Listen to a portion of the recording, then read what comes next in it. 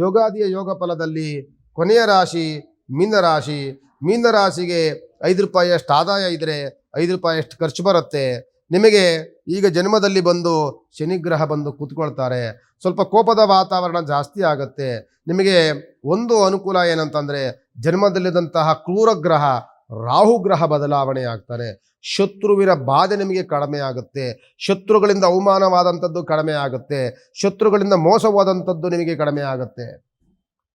ಓದುವಂಥ ಮಕ್ಕಳಿಗೆ ಗೊಂದಲ ಡಿಸ್ಟರ್ಬ್ ಆಗ್ತಿತ್ತಲ್ಲ, ಅದೆಲ್ಲವೂ ಸಹ ಕಡಿಮೆ ಆಗುತ್ತೆ.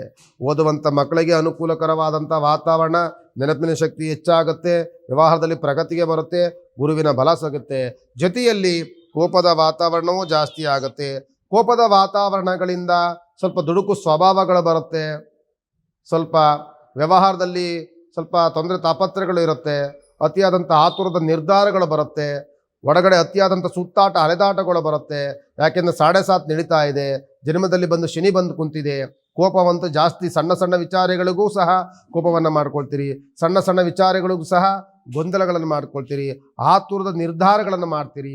ಅದರಿಂದ ನಿಮಗೆ ಬಹಳ ಸಂಕಷ್ಟವನ್ನು, ನೋವನ್ನು, ತೊಂದರೆಗಳನ್ನು, ತಾಪತ್ರಗಳನ್ನು ತಂದು ಕೊಡುತ್ತೆ. ಆಲೋಚನೆ ಮಾಡಿ ವ್ಯವಹಾರವನ್ನು ಮಾಡಿ. ಯಾಕೆಂದರೆ ಶನಿಗ್ರಹ ನಿಮಗೆ ಯೋಗದಲ್ಲಿಲ್ಲ. ಶನಿಯ ದೋಷದಿಂದ ಕೂಡಿರುವಂಥ ರಾಶಿ ಮೀನರಾಶಿ. ಮೀನರಾಶಿಗೆ ಲಾಭಕ್ಕಿಂತಲೂ ಸಹ ನಷ್ಟ ಜಾಸ್ತಿ. ಮತ್ತು ನಿಮಗೆ ಹೊಗಳುವಂಥವ್ರಿಗಿಂತಲೂ ಸಹ ತೆಗಳುವಂಥವರು ಜಾಸ್ತಿ. ಮಿತ್ರರಿಗಿಂತಲೂ ಸಹ ಶತ್ರು ಬಾಧೆಗಳು ಜಾಸ್ತಿ ಇರುತ್ತೆ. ಅದರಿಂದ ಸ್ವಲ್ಪ ಯೋಚನೆ ಮಾಡಿ ವ್ಯವಹಾರವನ್ನು ಮಾಡಬೇಕಾಗ್ತದೆ. ಇಲ್ಲವಾದಲ್ಲಿ ಸಣ್ಣ ಸಣ್ಣ ವಿಚಾರಗಳಿಗೂ ಸಹ ಬಹಳ ಗೊಂದಲಗಳನ್ನು ಮತ್ತು ಸಮಸ್ಯೆಗಳನ್ನು ಇದೆಲ್ಲವೂ ಅನುಭವಿಸ್ತಿರ್ತೀರಿ. ನಿಮಗೆ ರಾಶಿಯಾಧಿಪತಿ ಬಂದು ಗುರುಗ್ರಹ ಆಗಿರ್ತಾರೆ. ಗುರುವಿನ ಮನೆಯಲ್ಲಿರುವಂಥವರು ಈಗ ಶನಿಗ್ರಹ. ದೋಷವನ್ನು ಬಿಟ್ಟೋದಂಥವರು ರಾಹುಗ್ರಹ. ಇದೆಲ್ಲವೂ ಸಹ ನಿಮಗೆ ಏನೇನು ಅನುಕೂಲವನ್ನು ಮಾಡುತ್ತೆ. ಖಂಡಿತವಾಗಿ ನಾನಾಗಲೇ ಹೇಳಿದೆ, ಕೋಪ ಕಡಿಮೆ ಮಾಡ್ಕೊಳ್ಳಿ. ಅತಿಯಾದಂಥ ಸುತ್ತಾಟ, ಅತಿಯಾದಂಥ ಅಲೆದಾಟ, ಕೆಲಸಗಳಲ್ಲಿ ಏನು ಫೇಲ್ಯೂರ್ ಆಗ್ತಿದ್ರಿ ಆ ಕೆಲಸಗಳು ಸಕ್ಸಸ್ ಆಗುವಂಥ ಕೆಲಸಗಳು ನಿಮಗೆ ಆರಂಭವಾಗುತ್ತೆ. ದೊಡ್ಡ ಮಟ್ಟದ ನಿರೀಕ್ಷೆ ಬೇಡ, ಒಂದು ಮಧ್ಯಮವಾಗಿ ನಡ್ಕೊಂಡು ಹೋಗುತ್ತೆ. ಆದರೆ ನಾನು ಆಗಲೇ ಹೇಳಿದೆ, ಆತುರದ ನಿರ್ಧಾರಗಳನ್ನು ಕಡಿಮೆ ಮಾಡ್ಕೊಳ್ಳಿ, ಕೋಪದ ವಾತಾವರಣಗಳನ್ನು ಕಡಿಮೆ ಮಾಡ್ಕೊಳ್ಳಿ.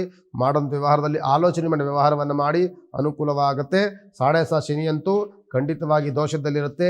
ಈ ದೋಷದಲ್ಲಿದ್ದಾಗ ಕುಹಕ ಮನಸ್ಸುಗಳು, ಇಲ್ಲ ಸಲ್ಲದ ತೊಂದರೆಗಳು, ತಾಪತ್ರಗಳನ್ನು ತಂದೊಡ್ಡುವಂಥ ವ್ಯಕ್ತಿಗಳು ಇವರೆಲ್ಲರೂ ಸಹ ಇರ್ತಾರೆ. ನಿಮ್ಮ ಏಳಿಗೆಗೆ ಕಲ್ಲಾಕುವಂಥ ವ್ಯಕ್ತಿಗಳು ಸಿಗ್ತಾರೆ.